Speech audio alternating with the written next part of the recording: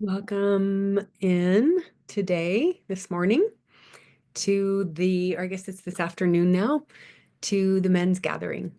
I am honored to be here with you. For those of you who are just arriving, if any of you are watching this at a later date, welcome. I want to speak today to what I spoke to the women about last week, but in a slightly different way. So I'm going to introduce this concept. But before I do, I invite you to just invite some stillness. If you're in a place where you can actually close your eyes and just drop in with your breath. Remember, we cannot breathe in the past or the future. We breathe in the present. So when we can anchor in, it's a very good anchor for meditation or just presence, is to become aware of your breath because it's free. It's always with you.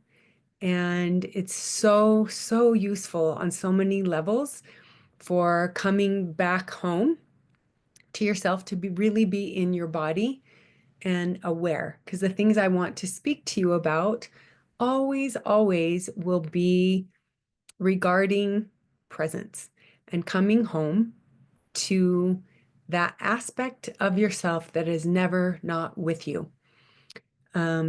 So let us begin. I want to share with you the ideas that come from a book that I'm reading right now by Esther Hicks.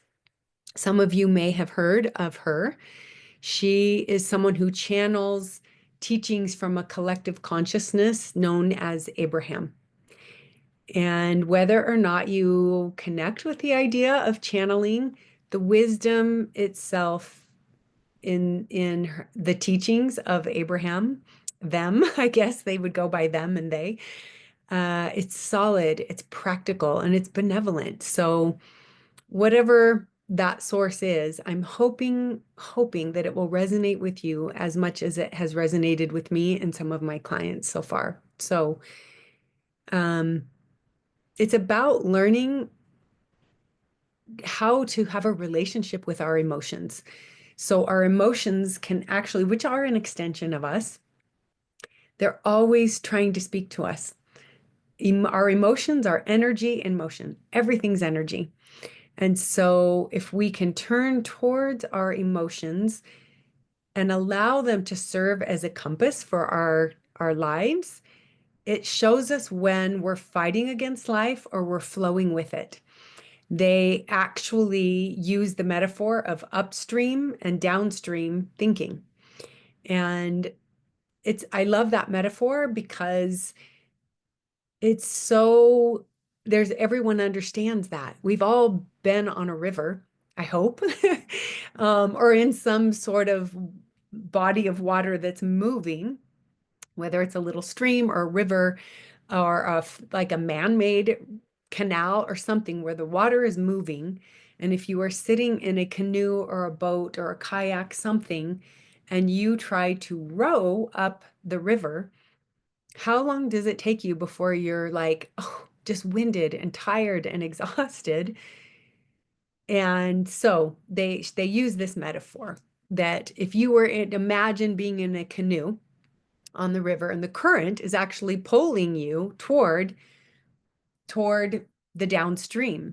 So Abraham, I'm just going to say Esther in her book talks about the name of the book is The Astonishing Power of Our Emotions. And it's using our emotions to guide us to downstream living, really being in the flow of life.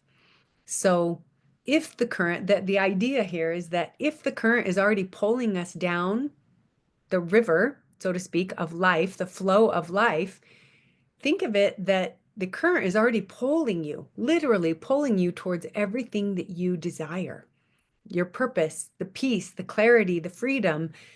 But when you're thinking upstream thoughts, you're actually paddling against the current, trying to control the outcomes, to fix everything, to carry it all alone.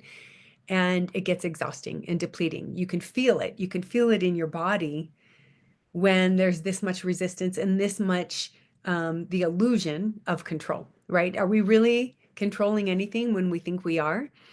Um, So I have a story about that, but I want to continue this thought. So when we choose a downstream thought, something that brings even a little bit more relief, just a small sense of relief, you literally are energetically shifting into the flow that's already working for you.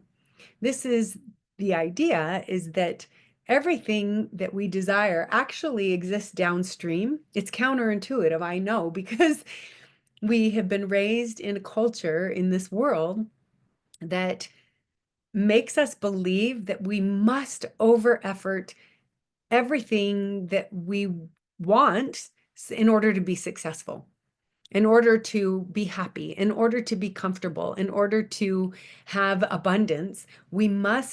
Take we must over effort it, like over effort and act on our desires in a way that actually is counterintuitive, because when we're efforting, according to Esther, we're literally working against the flow of life, and we are repulsing, like repelling the things that actually want to come into our life.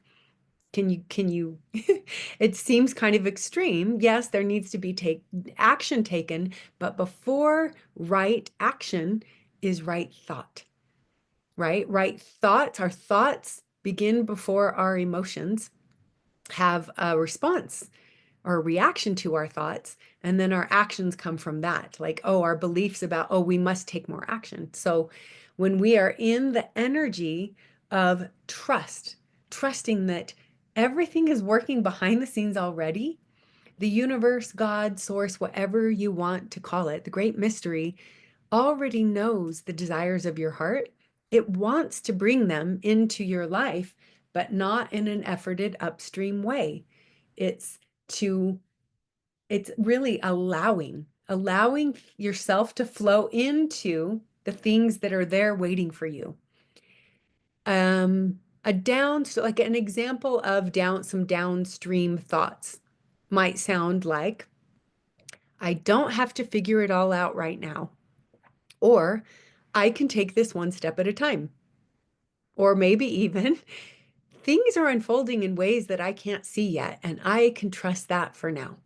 That single shift from effort to trust is often the difference between burning out and breakthrough, like literally changing the flow of your life because you're thinking differently. You're thinking downstream thoughts. So, back to the story that I was going to tell you. When my children were younger, I had only ever seen modeled efforting. And it's not a bad thing. It's not something I'm going to say, oh, I wish that hadn't happened. It's something I think that exists in our culture for a reason, because we can learn from our experience. That's why we're here, is to learn from experiencing over efforting and what that feels like. My video is freezing a little bit here. I hope you can still understand what I'm saying. But I spent many, many years, most of my life, actually thinking that it was my job to keep all of my children safe by controlling everything, the rules, the routines, the outcomes. I was literally rowing upstream without even, I'd never heard these concepts. No one was talking about quantum physics and the laws of the universe and how energy works and frequency. I had no idea that if I could just let go of the oars, metaphorical oars of my life, and allow myself to just be in the flow of the river of my life, I could actually end up in a place where my dreams lived. And what were my dreams? I guess to have peace, to have confidence, to um, raise my children in a way where they felt independent and supported and not controlled. So I really, really, truly believed that I could protect them, almost shelter them from the hard things in life, if only they would just live this way. But over time, I realized that what they needed most was not control. It was trust. So I had been giving them, modeling the message that In order to get what you want, you must over effort. You need to try harder. If it's not coming, try harder. So this idea of trust, trusting in themselves, trusting in life, um, trusting that even when things went bad or were messy or seemed chaotic or they didn't like the way things were, their life was, the current of life and the benevolence of all that is, of deity, whatever you want to call it, is still carrying them towards the thing they want. If they can stop resisting. It's the energy of resistance that literally keeps us stuck and stagnant. If you're here now and want to add anything into the chat about experiences you've had that are similar to this, I would appreciate it. I'd love, and the people watching it, I think, would appreciate it too. Let's see what comes up. Now, when I talk to my children that are all grown, I see how powerful it is when they are able to, because we talk about these things now. Yes, I didn't model it perfectly. We're human. There's so much grace for that. I have given myself so much grace that I didn't ever see that modeled. How would I have learned that? Weird, they were teaching math and science in school and dance, all the things that I was taking. And nobody was teaching emotional regulation, emotional intelligence. So I just did what I saw everyone around me doing. And there's no shame in that because now I understand there's a different way to be. And now I'm having these conversations with my children who are adults, and they can see the power of letting go and not needing to fix everything or fight and resist what is when they're able to like slow down, take a deep breath, and let things move naturally. So I think we moved away quickly. I think from the beginning, I was asking you to come back to your breath and if it was safe to just take a few deep breaths. If you haven't done that yet, take a moment to come home to your body, to breathe, to feel your lungs, to notice the subtlety, the movement, the shifting in your body of energy, literally, when you are able to take deep breaths with intention of being really available to tune in. That's when things start to shift energetically. Now you're aware, that's what that feels like in my body when I'm still. Maybe what you're noticing is some remnants of anxiety or loneliness or anger or peace or joy. But if you're not still, are you able to feel your emotions fully? My lived experience in working with clients is because we are human and because um, we never saw it modeled to stay and feel our emotions. No one was showing us how to do that. So I want to say this in the same vein of how we are living our lives. If we're over efforting everything else, kind of how we do one thing is how we do everything. So if we're over efforting life, wanting to control outcomes, we're probably likely to over effort not feeling. Does that sound familiar to any of you? The desire, the uncomfortability of staying with your emotions when they feel overwhelming. And that's why this practice of just taking a deep breath, slowing down, and being present so you can actually name and call out, what is it that I'm feeling right now? When you're able to pause and breathe, things will move naturally through you. Our emotions are energy in motion and they want to keep moving through us. They don't want to stay stuck.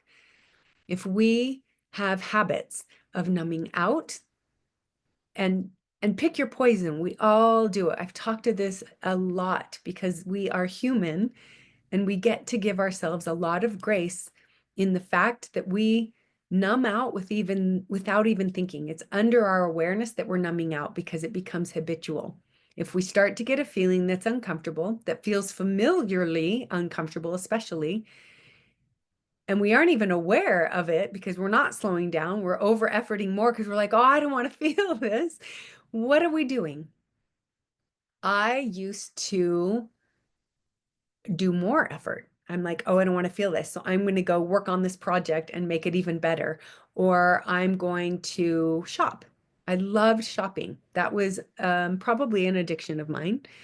Shopping for clothes, shopping for anything, having a new bag in my hand.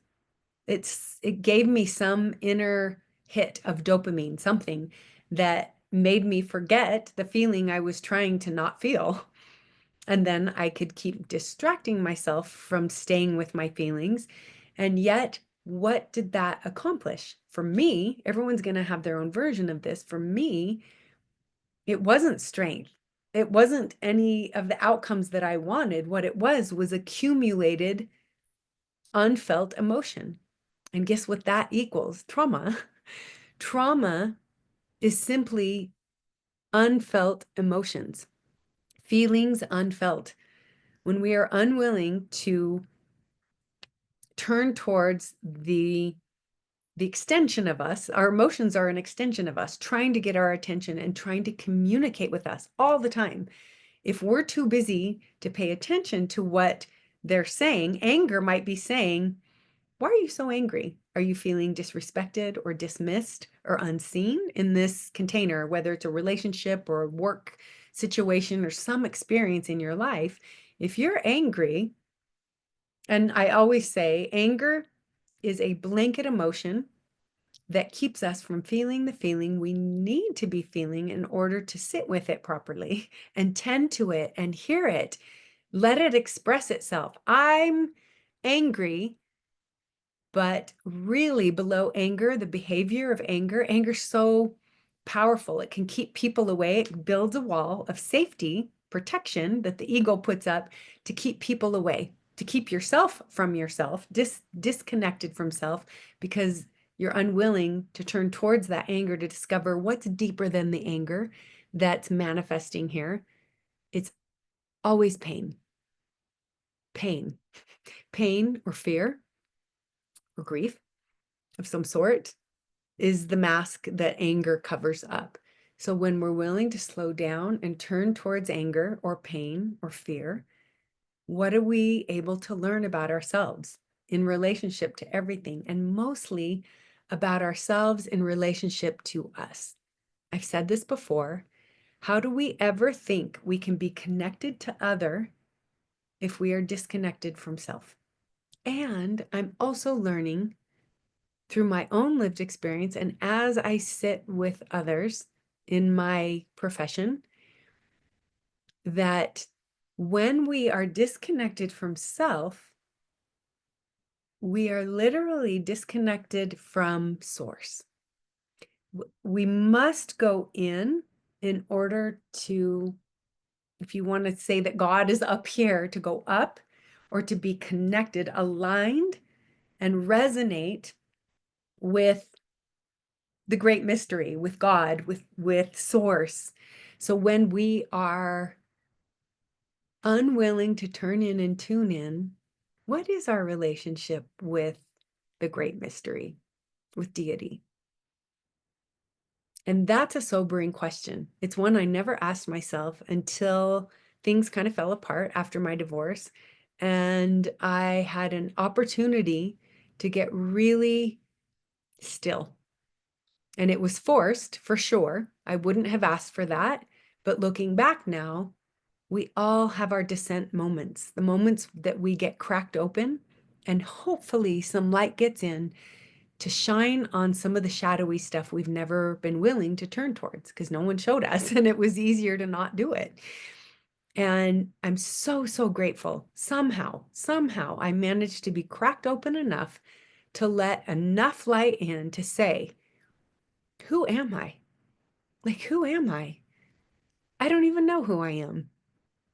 I was a version of me that wanted so desperately to belong in my family, in my community, in my culture, that I controlled my personality to become what I thought other people wanted me to be. But that wasn't what I was. And I'm slowly learning that when I have a relationship with me, a deep, abiding, loving, compassionate, grace-filled relationship with me, everything started to change and shift in the most beautiful ways.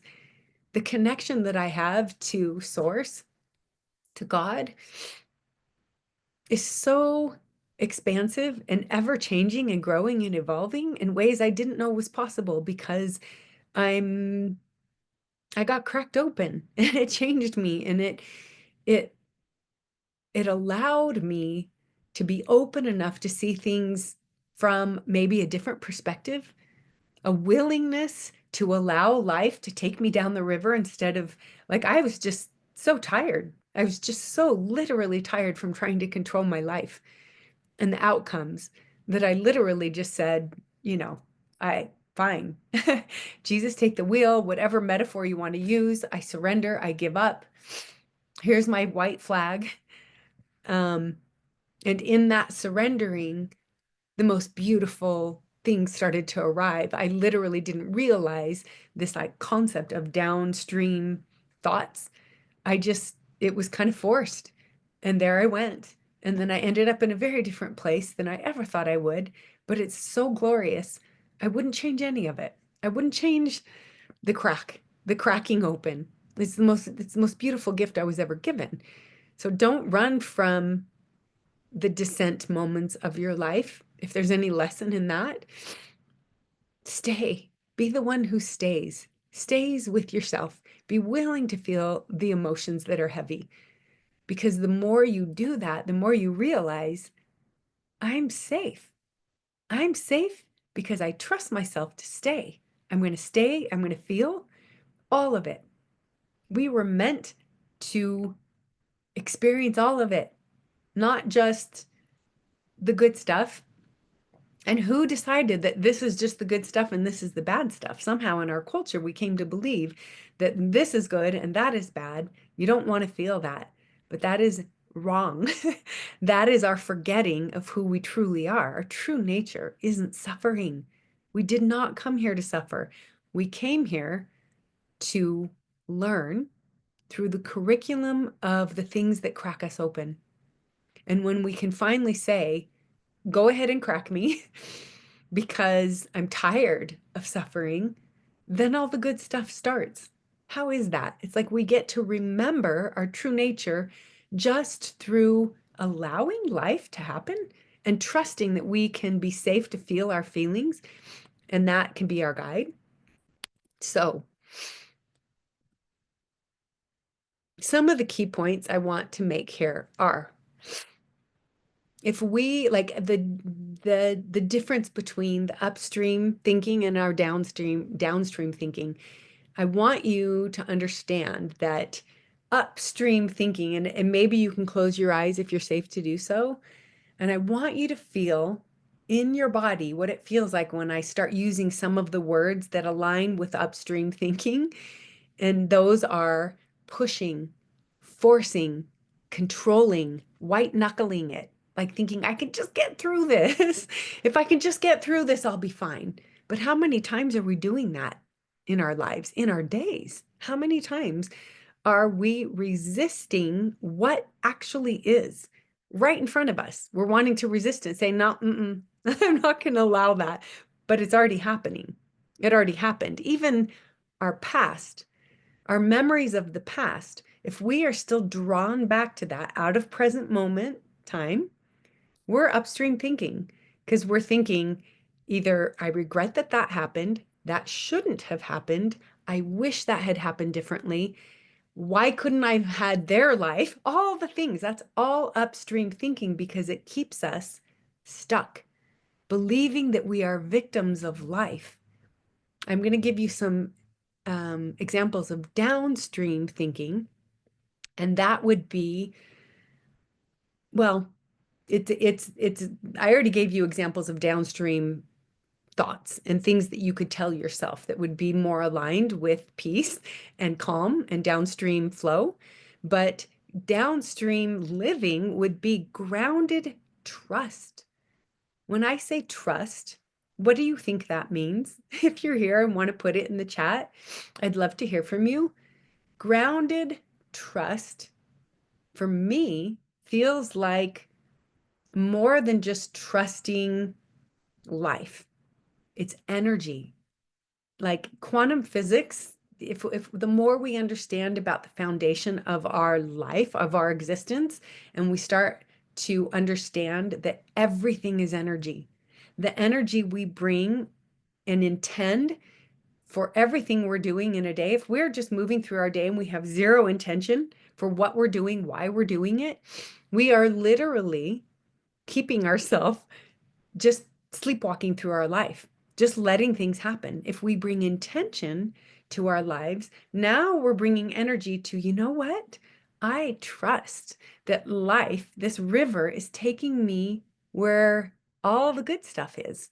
Can I trust that it's always working for my own good, even if it's messy? Because even in the mess, there's a curriculum there, and it's beautiful. Don't try to control the mess. Just be present with it. Trust. And the other part of the trust is not just in all that is, because we are part of all that is. We're not disconnected from it, right? When we're more able to be in a relationship with ourselves, we become more aligned with all that is, realizing we're not separate from each other. We're all one in this together. And so you're allowing yourself to trust all that is because you trust yourself to feel your feelings now. Can you see that? The more you trust yourself, the more you trust life. And the more you trust life, the more you trust yourself. This is one of the offerings that I have for my clients, that a lot of them come to me and say, how did you do what you did? You traveled alone, you lived abroad alone, you got the divorce, you did all things, you changed your life so much. And the person I was then is very different than the person I am now. And they can see it. It's energy. They feel it. And I say, you could do that too. You just don't believe that you could yet. So my offering is in the containers that I work with people, whether it's 3 months, 6 months, a year. I offer an opportunity to travel with me, but not in the way that you might travel, or I travel in a way that I never know. Yes, you pick the place we go, but then we go and we travel not knowing, not having an agenda, not knowing where we're staying, where we're actually going. Like maybe we'll be in for sure that city or that region, but we're going to just go and let Providence take us. If we miss the train, then oh well, we weren't supposed to be on that train because something else is inviting us to go discover it. And you meet people and you have experiences and you end up eating food you wouldn't have eaten if you planned it, and staying in beautiful places, all because you didn't try to think and control the outcome. You just were in the flow. Whenever I have traveled like that, which is all the time, there's so much beauty. There's so much magic. Magic can't happen when you have it all pre-planned. Yeah, you'll have a good time, but can you imagine the magic that comes when you trust that it's going to be better than you can conjure up in your mind? And it always is, I promise you. And the gift of that is I have learned that when I would go out and travel, as I was living abroad, I worked 2 days a week and then I would travel 5 days a week. So I spent a lot of time in my car traveling to different countries. I was in Italy at the very northern part, so I had access to a lot of countries nearby and I could get there easily. But I never knew where I was going.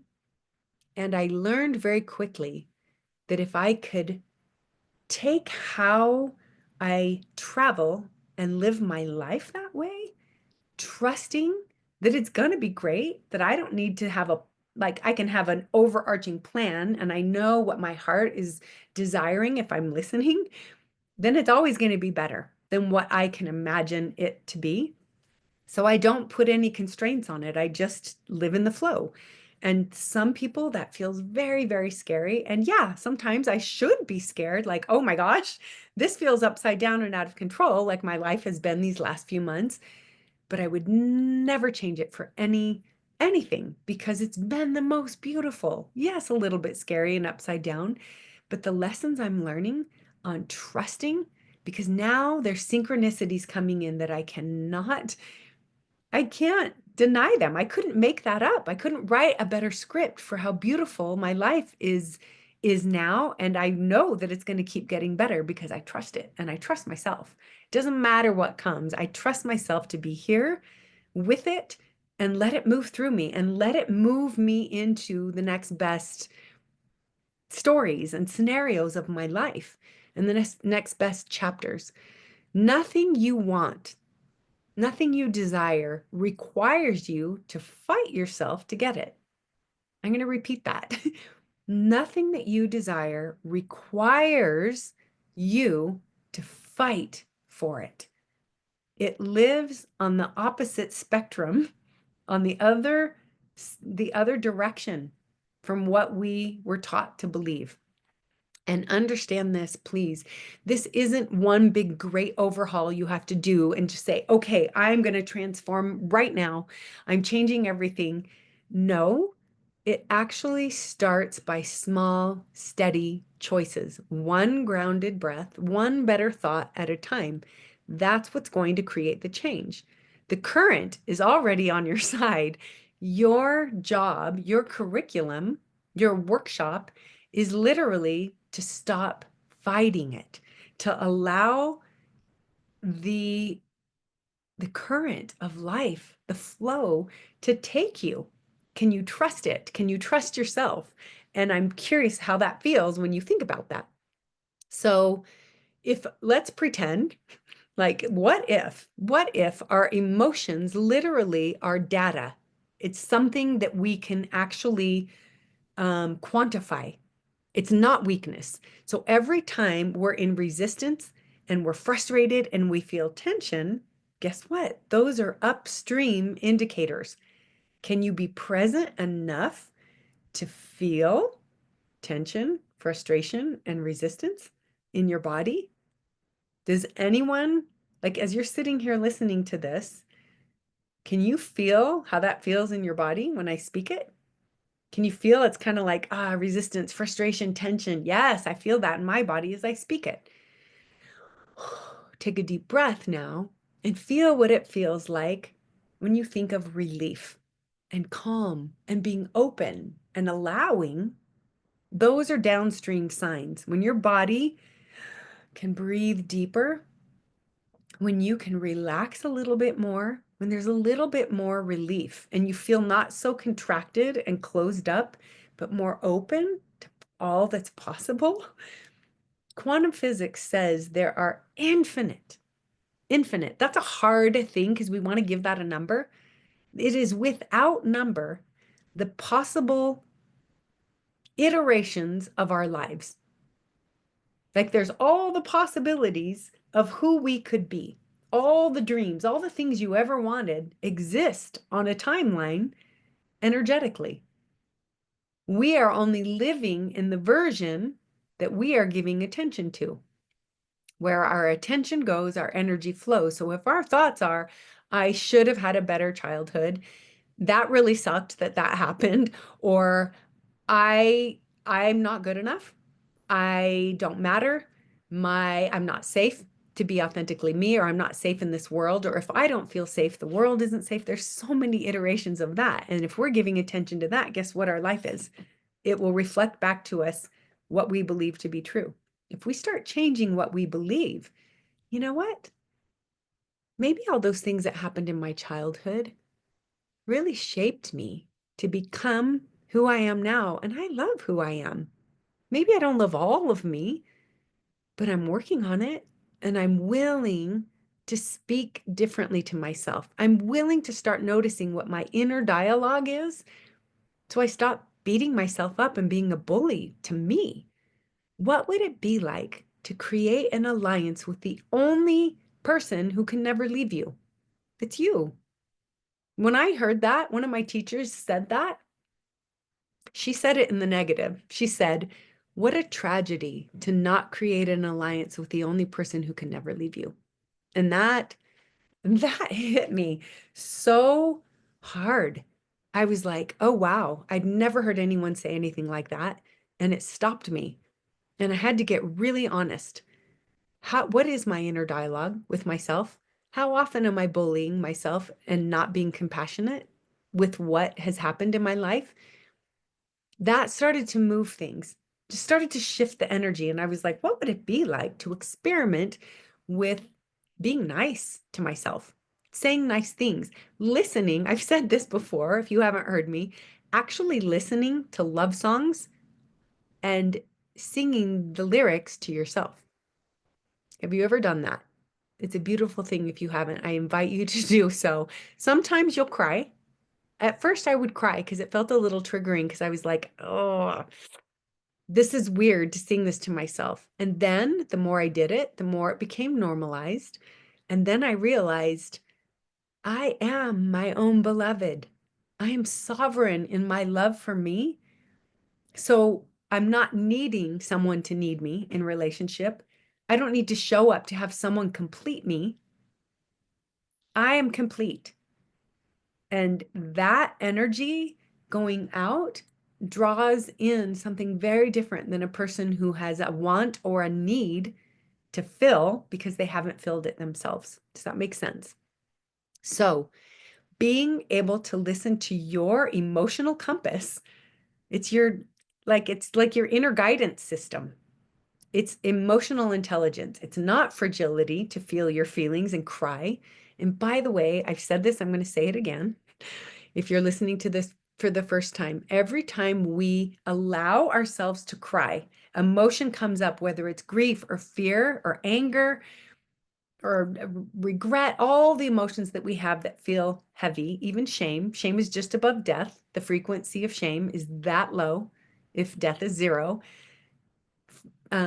Shame is at 20 hertz. And then guilt and remorse and regret. And it kind of goes up on the scale until you get up into joy, love, bliss, compassion. All of these are high vibrating. We love to feel those because we have a dense body. When we feel the vibration of an emotion that's heavy, like shame, of course we don't want to feel it.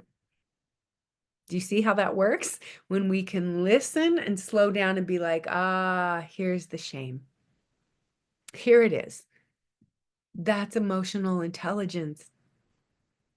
It doesn't make you weak. It makes you the most courageous to turn towards your shame and finally let it speak to you. It probably would say, will you please tend to me? Will you please see me? No one ever has. And it doesn't matter if anyone else does. It only matters if you do.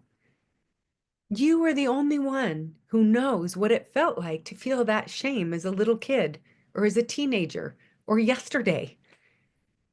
When you finally have the courage to slow down and turn towards it, whatever it is, if it's shame or guilt or anger or bitterness or resentment or victimhood, any of it, the version of you that felt that wants you to accept it, to embrace it, to allow it to be just what it is without judging it as good, bad, right, or wrong.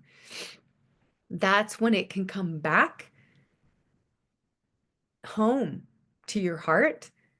And can you see how, if there's that many versions of us out there feeling unseen, our sacred needs are to be seen, heard, and understood, not by someone else. Yes, it's lovely when that happens, but by and through and with ourselves, acknowledging the version of us that ever felt those feelings, it gets to come home. And all those fragmented parts keep us from our wholeness, keep us from vibrating the energy or the frequency of our wholeness, which is living on one of those possible dimensions of time. It's a frequency. The frequency of our wholeness exists right now. All we ever have is now. Time is relative. So it's existing on some dimension of a frequency of wholeness, which is love and compassion. So when we bring our fragmented parts of our childhood, of our yesterdays, and we bring them back home, guess what? We're now aligning when they're embraced and accepted and forgiven with so much compassion and grace. We are actually up leveling our frequency to align more with our wholeness, our true nature, which is love. So Can you see how this work can shift everything in your life? If you don't like your reality, do we go to the mirror of our life and try to change it? Say, oh, I don't like how it is. Or if I don't like something about myself, I can't go to life or look at the mirror of life and try to change. Or even if I'm looking in the mirror, I'm like, I don't like that. I want to change it. And I go try to change it on the mirror. Does that work? No. Change starts here. If we don't like some aspect or any aspect of our life, if we're blaming someone else or saying this shouldn't have happened, can you feel the energy of that? It's victimhood. That literally keeps us stuck. It's efforting, believing that the things in our lives shouldn't have happened. And I'm here to say everything is so ordered and everything happens perfectly as it's supposed to, or it would have happened a different way. You've never made a mistake. You've always been exactly where you were supposed to be. There are as many paths as there are people. You can't get it wrong. We're just here learning. We're gathering the wisdom from our lived experience. When we feel our emotions, we gather the wisdom of our emotions through all of our lived experiences, and that's why we're here. Our soul came to expand through our lived experience. So when we are saying, oh, I'm not going to live that feeling, I'm not going to experience that, we're literally keeping ourselves damned, stagnant, not evolving, not growing, staying stuck.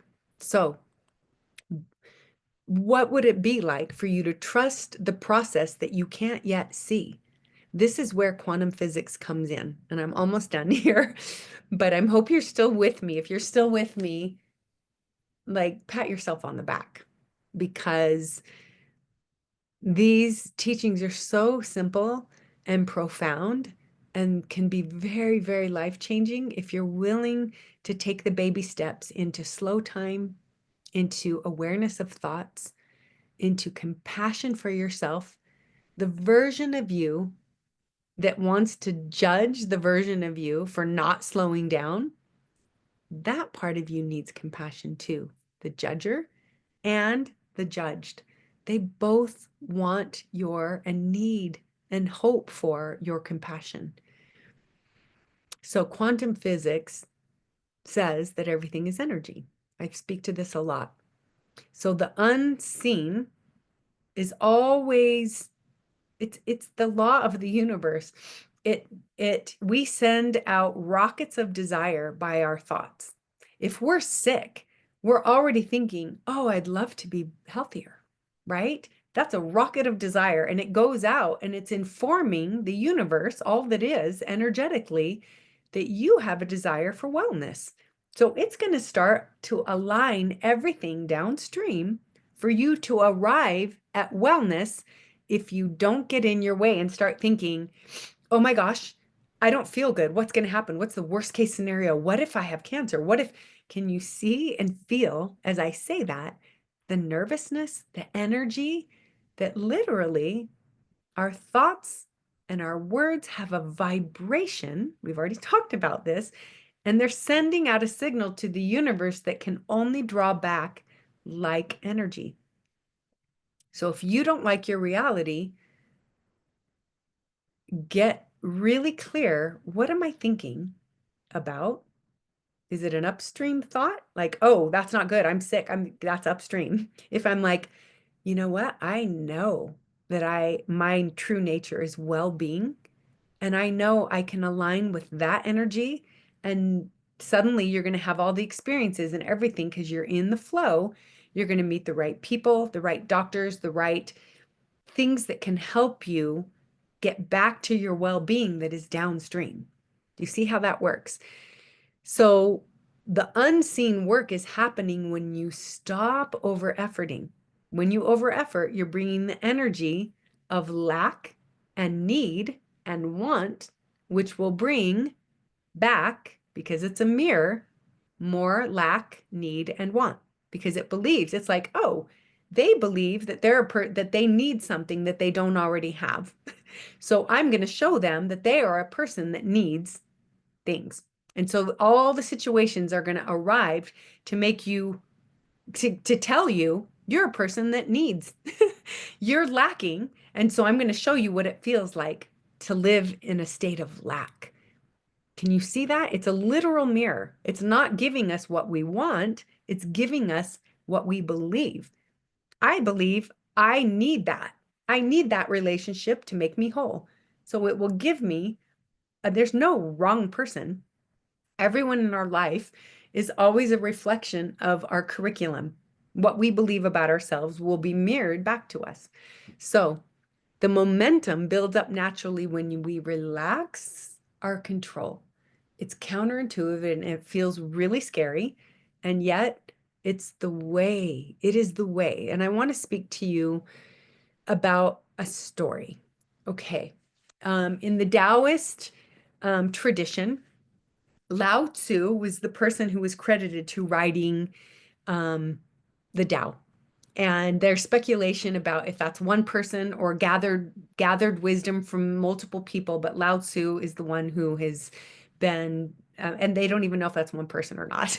But I will just say, for the sake of naming the entity or the energy, the teachings, the wisdom in the Tao, and it's always talking about the middle way. They talk about water and how water always, it's so beautiful to watch water because it's always flowing to the middle way. It's flowing to the place of least resistance. When we are living in an over-efforted way or in a complete inertia, stopped, stuck, stagnant, you can see these are on the spectrum of polarity in our life, right? Black and white, good and bad, like all the things that we, male and female, that we live in this dimension. We have to have these for everything. One makes the other true. So we live in this space.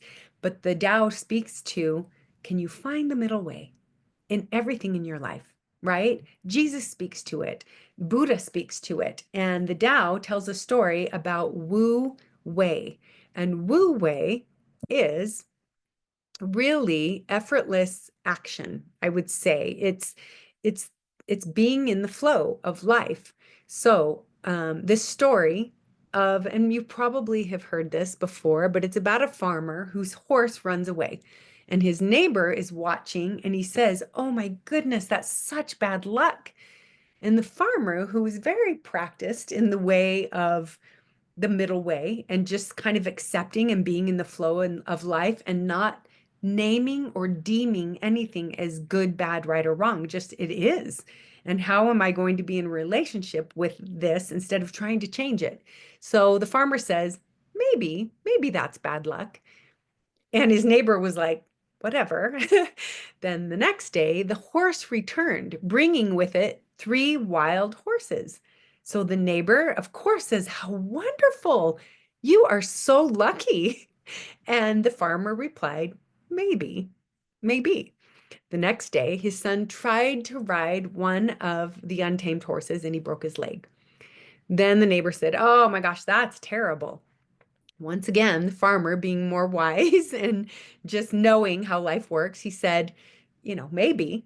And a week later, soldiers came to the village to conscript the young man to fight in the war. But because his son's leg was broken, they passed him by. "How fortunate," said the neighbor.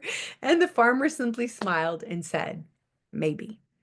So that, whether that story actually happened, I do not know, but it's a beautiful way to feel into this idea of trusting life with effortless action.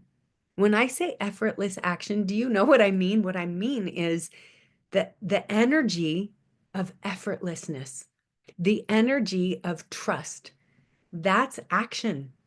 Taking our energy and our thoughts and our words and our inner dialogue and turning it downstream.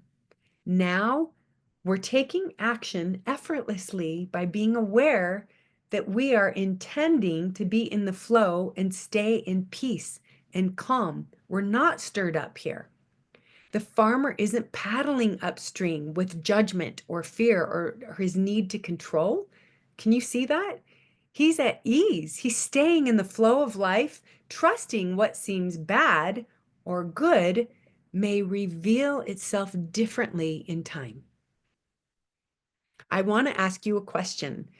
As you look back on your lived experience and all the things that felt shitty, excuse my language, but I'm using that metaphor because I want to say, as I sit with clients and they start to really, really get clear on how much time they have spent in their lives wasting their precious energy on believing that they're a victim, or believing that their life should have turned out differently, or that if my dad or my mom had just done this, then I would be okay now. Can you see how you're leaking energy towards things that already are? They already happened, but you have a choice. Your power lies in every now moment, because all we ever have is now. Even talking about the past, we do it now. And the future, we're talking about it and thinking about it now. Time is so weird, isn't it? We're in this linear illusion of time, but time is relative. So now is your moment to say, wait, I don't want to be in victim energy anymore. I have the power to choose in every now moment to choose not being a victim and not being a victor, like, oh, I'm the best, I could, but really finding the middle way. What would it be like to say, all of the shit that happened ended up being the greatest fertilizer for me and my growth, and I can see it now. Name the ways. Look at your life. See it. Think about it, but think about it with a new lens. How did all of your lived experience, if you look back through your timeline of life, how did all the shit end up actually teaching you something, having you have characteristics and qualities that are really, really beautiful? You're more compassionate. You're more able to hold space for others who are going through hard things. You're more refined. You have a zest for life because you know that you can trust yourself to know that whatever shit comes, you are the great alchemist. You can transmute it into the greatest fertilizer for your growth, your continued growth. Can you feel the difference of that, of being a victim or being an alchemist? Someone that knows that they're safe. They can trust themselves to feel their feelings, move it through, and end up on the other side of it with more wisdom. That's a whole different way to be. That's a game changer when you start to realize that life is your ally, showing you whenever you get triggered by someone or something, it's showing you where you're still not free. Healing is just liberation from our thoughts, the things we came to believe before we knew better. So, to finish this up, I want to say, a man's strength, especially, is not in his domination. It's in his grounded trust. Trust in all that is, but first, trust in himself.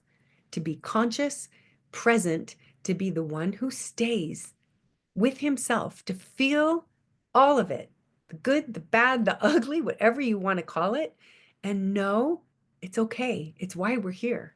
To gather the wisdom from feeling the feels and not shoving them down or projecting them out as drama onto other people, and keep going down the river, right? We're not here to wrestle with life. We're here to partner with it. The river is already carrying us. When we meet it with presence, not resistance, we begin to access our real power. So I'm going to ask a few questions here. Reflecting, I want to prompt you. You can write in your journal. You can just think about it if you're listening to this later. Where in my life, these are questions for you, where in my life am I rowing upstream, overthinking, controlling, or forcing outcomes? The next question is, what does it feel like in my body when I'm fighting the current of life? Can you feel it in your body? If you had a chance today to slow down and really listen to some of the things that I was saying and saying, slow down and feel what this feels like, I'm hoping that gives you a little bit of a, like, dipping your toe in the river to see, like, oh, wow, when I'm more still, and I let the dust settle, I can actually feel that resistance. Yeah, that's upstream. Hmm. Can I have a softer thought? Can I be kinder and more compassionate and gracious with myself? That's a downstream feeling and a thought. Can you see how the thought created the feeling? Like, maybe. Okay, the next question is, what is one simple thought or action that could bring me relief right now? It's that simple. You become aware that you're fighting or in resistance, and you ask yourself, what's one simple action or thought that I can do right now to bring a little more ease, a little more relief? The next question, what would it look like to lead from trust rather than tension?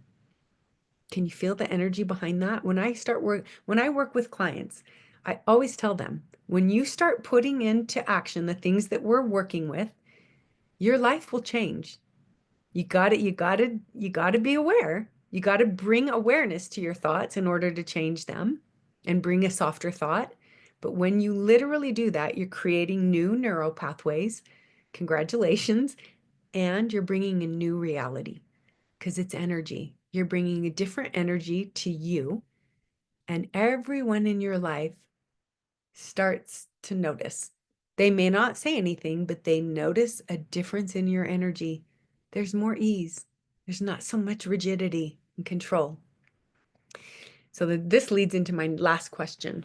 How might the people I love, my partner, kids, friends, colleagues, experience me differently if I trusted the flow more often? That's a beautiful question. I forgot that was the next question when I said that, but really, when I start working with clients, they're like, oh my gosh, things are shifting and changing. And I'm like, I know, right? Right? It's beautiful. It's it's freedom. That's the liberation. You start to feel more spacious. Things are open. You're like, oh, you have more solutions to problems because you're not contracted by your energy. Your energy's open. And guess what? There's a flow that wants to flow through you as you're going downstream. It wants to tend to you. It wants to hold you. It wants to bring you all the beauty that you desire. Not that you need it, but it's there for you if you willingly, effortlessly change your thoughts to downstream thoughts. So, when we stop labeling things as good, bad, right, or wrong, and we stop grasping, we stop rowing against the current. Like the Taoist farmer, we begin to float downstream, allowing life's intelligence to carry us where we are meant to go. So every tradition points to this truth. The river knows the way.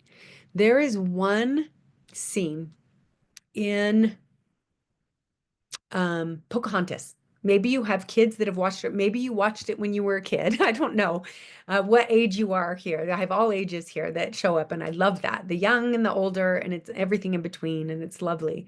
But there's a scene in there where she's singing just around the river bend, and she stops for a moment, and she's contemplating, and she says, I wish I should have looked it up because I don't have time now, but I'm going to finish and close with this idea. She says, oh, great dream giver.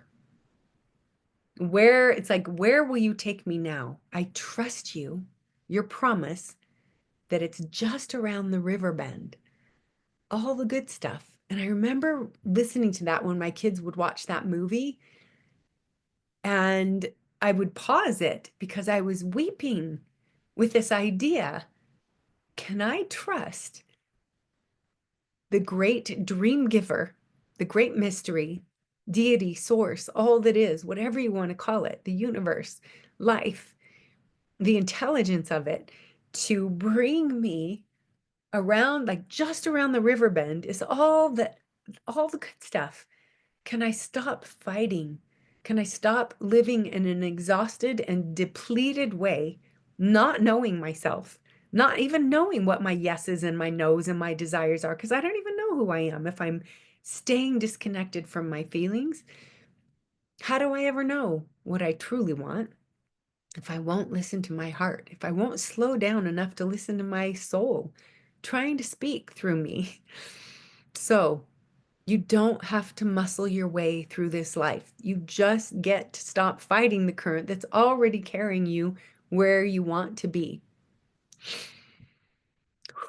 So I invite you once again to take a deep breath, to allow your shoulders to just soften, your jaw to unclench, and feel what downstream actually feels like in a man's body, in your body. Can you feel it?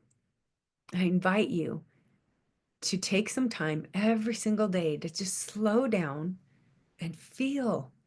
Feel what your emotions are trying to communicate to you, and trust yourself to stay. Know that you're safe to feel, and that it's going to come and it's going to go, just like the weather systems in nature, and that you have gathered more wisdom by being the one who stays. Thank you for being here. I appreciate your time. I appreciate your energy. And I hope that you will be willing to experiment with the things that we spoke about today. Namaste, which means the light, divine light in me, acknowledges and honors the divine light in you. Until next time, thank you.